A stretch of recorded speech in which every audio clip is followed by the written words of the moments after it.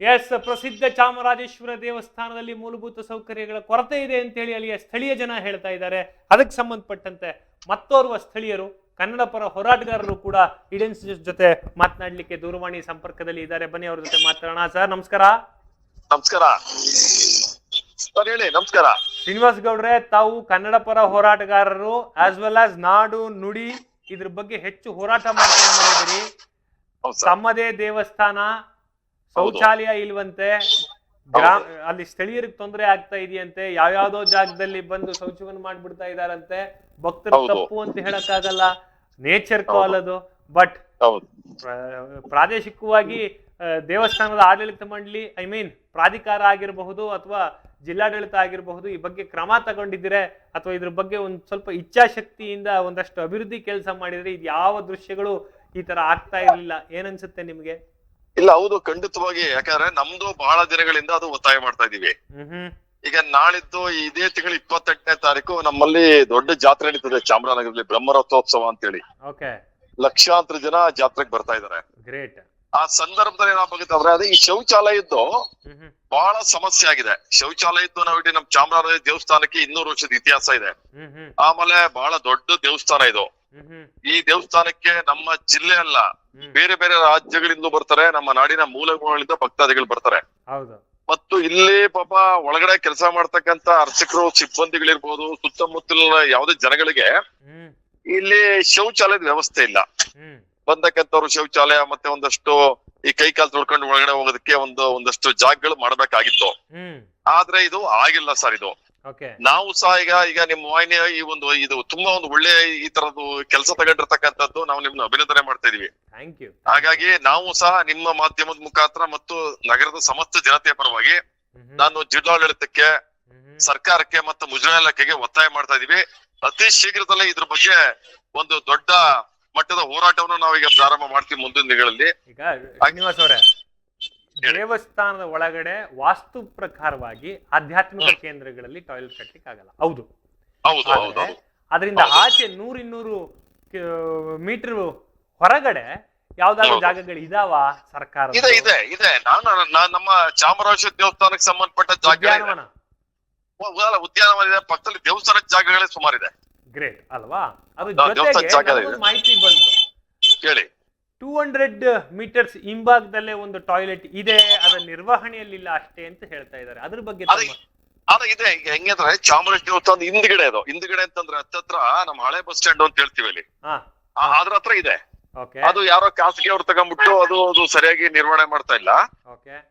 ಆಮೇಲೆ ಈಗ ನಮ್ಮಲ್ಲಿರಪ್ಪ ಅದು ಶೌಚಾಲಯದು ಬಹಳ ಸಮಸ್ಯೆ ಇದೆ ನಮ್ಮ ಇಲ್ಲಿ. ನಾನು ಅದ್ರ ಬಗ್ಗೆ ಇಲ್ಲ ಅಂತ ಹೇಳೋದಕ್ಕೆ ಆಗಲ್ಲ. ತುಂಬಾ ವಿಪರೀತವಾದಂತ ಸಮಸ್ಯೆ ಇದೆ.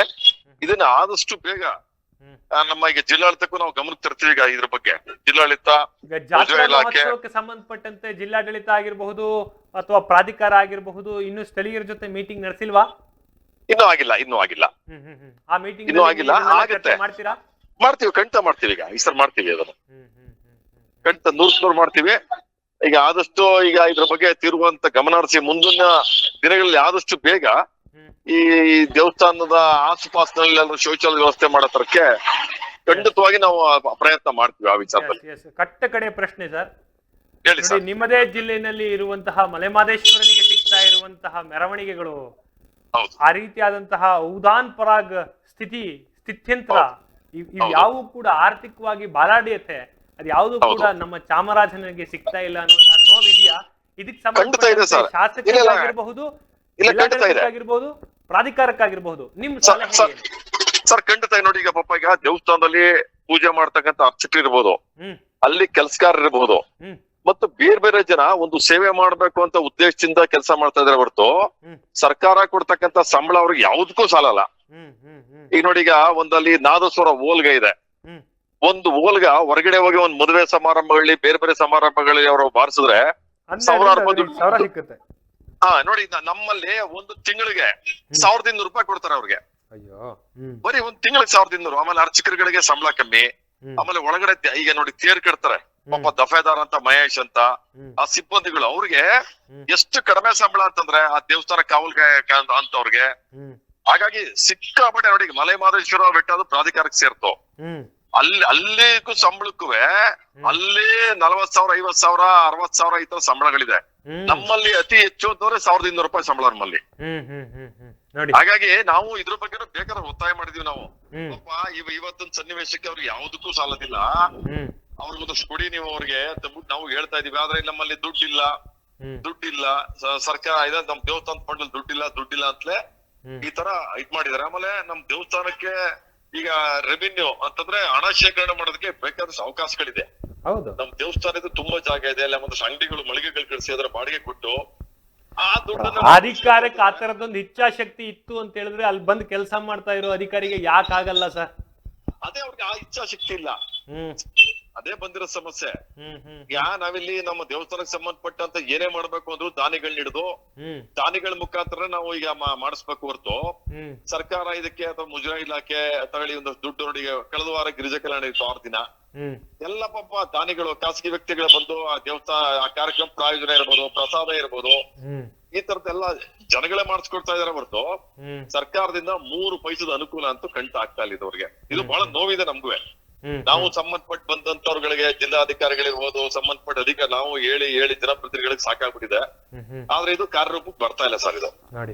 ಹಾಗಾಗಿ ಮುಂದೆ ಈ ವಿಚಾರವಾಗೇನೆ ಒಂದು ದೊಡ್ಡ ಹೋರಾಟ ರೂಪಿಸ್ಬೇಕಾಗ್ತದೆ ಅಂತ ನಾನು ಈ ಸಂದರ್ಭ ತಿಳಿಸ್ತಾ ಇದ್ದೀನಿ. ನಿಮ್ಮ ಹೋರಾಟಕ್ಕೆ ಈಡೆನ್ಸ್ ನ್ಯೂಸ್ ಧ್ವನಿಯಾಗಿ ನಿಲ್ಲುತ್ತೆ ಸರ್. It's our duty. ಇಲ್ಲ ಸರ್, ಈಗ ನಾವು ನಿಮ್ಗೆ ಅಭಿನಂದನೆ ತಿಳಿಸ್ತಾ ಇದೀವಿ. ನಾವು ನಿಜವಾಗ್ಲೂ ನಮ್ಮ ದೇವಸ್ಥಾನದ ಬಗ್ಗೆ ವಿಶೇಷವಾದಂತ ಕಾಳಜಿ ವಹಿಸಿ ಒಂದು ಒಳ್ಳೆ ವಿಷಯವನ್ನ ನೀವು ತಾವು ಪ್ರಸ್ತಾಪ ಮಾಡಿದ್ರಿ. ಅದು ಒಳ್ಳೆ ಸಂದರ್ಭದಲ್ಲಿ ನಾನು ನಮ್ಮ ಜನತೆ ಪರ ನಿಮಗೂ ಕೃತಜ್ಞತೆಗಳು ತಿಳಿಸ್ತಾ ಇದ್ದೀನಿ sir. It's our duty sir, it's our duty as a journalist. ಅದ್ ನಮ್ ಕೆಲಸ. Thank you. ಆಗ್ಲಿ ಸರ್, ಆಗ್ಲಿ ಸರ್. ಎಸ್, ಕೇಳಿಸ್ಕೊಂಡ್ರಲ್ಲ ವೀಕ್ಷಕರೇ, ಇದು ಶ್ರೀನಿವಾಸ್ ಗೌಡ ಅವ್ರ ಮಾತು. ಚಾಮರಾಜನಗರದಲ್ಲಿ ಯಾವುದೇ ಕಾರಣಕ್ಕೂ ಇಂತಹ ಒಂದು ರೀತಿಯಾದಂತಹ ಬೇಜಾರಿನ ಸ್ಥಿತಿಗೆ ಈಡೆನ್ಸ್ ನ್ಯೂಸ್ ಅವಕಾಶ ಮಾಡಿಕೊಡಲ್ಲ. ನಾವು ಈ ಬಗ್ಗೆ ನಿರಂತರವಾಗಿ ಸುದ್ದಿ ಮಾಡ್ತೇವೆ. ನಮಗೆ ಅಲ್ಲಿಯ ಸ್ಥಳೀಯ ಜನರಿಗೆ ಅವಮಾನ ಆಗದೆ ಇರೋ ರೀತಿಯಲ್ಲಿ, ಸ್ಥಳೀಯ ಜನರ ಅಕ್ಕಪಕ್ಕ ಗೋಡೆಗಳು ಒದ್ದೆ ಆಗದೆ ಇರಬೇಕು ಅಂತ ಹೇಳಿದ್ರೆ ಜಿಲ್ಲಾಡಳಿತ ಮತ್ತು ಪ್ರಾಧಿಕಾರ ಎರಡೂ ಸೇರಿ ಶೌಚಾಲಯದ ವ್ಯವಸ್ಥೆಯನ್ನು ಮಾಡಲೇಬೇಕು. ಅದರೊಟ್ಟೊಟ್ಟಿಗೆ ಜಿಲ್ಲೆಯ ಮರ್ಯಾದೆಯನ್ನ, ಗೌರವವನ್ನ ಕಾಪಾಡಬೇಕು ಅಂತ ಕೇಳ್ಕೊಳ್ತಾ ಇದ್ದೀವಿ.